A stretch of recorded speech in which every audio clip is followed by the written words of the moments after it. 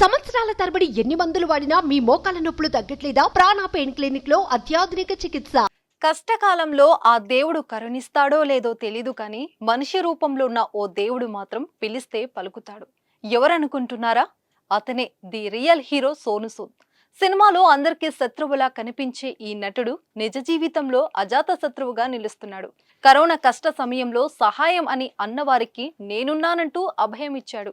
కానీ ఆ సేవ అక్కడితో నిలిపివేయలేదు. సూద్ చారిటీ ఫౌండేషన్ ను స్థాపించి దేశ నలుమూలలకు తన సేవలను అందిస్తున్నారు. తాజాగా ఓ దివ్యాంగుడికి నేనున్నానంటూ చేయూతనందించాడు.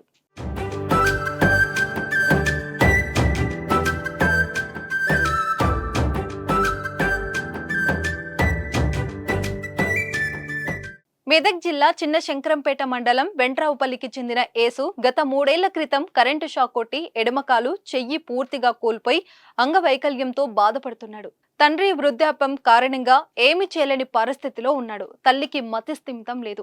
ఇంటి పట్టున 2 అక్కలున్నారు. వారు చదువు మానేసి యేసుకు సేవ చేస్తున్నారు. అన్న ఒక్కరే కూలి పనులకు వెళ్లి 5 సభ్యుల కుటుంబాన్ని నెట్టుకొస్తున్నారు. ఈ క్రమంలోనే తమ్ముడు యేసుకు దివ్యాంగుల పెన్షన్ ఇప్పించాలని గత 3 ఏళ్లుగా ప్రభుత్వ కార్యాలయాల చుట్టూ తిరుగుతున్నా కానీ ఎవరూ స్పందించలేదు. దీంతో బతుకు భారమైపోయిందని బాధితుడు యేసు కన్నీరు మున్నీరుగా విలిపించాడు.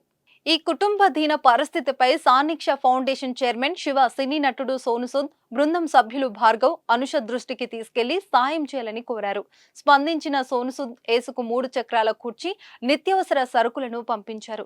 వీరి కుటుంబ పరిస్థితి దయనీయంగా ఉందని, పెళ్లిడుకొచ్చిన ఆడపిల్లలు ఉన్నారని, దాతలు ముందుకొచ్చి ఆదుకోవాలని సాన్నిక్ష ఫౌండేషన్ చైర్మన్ శివ కోరుతున్నారు.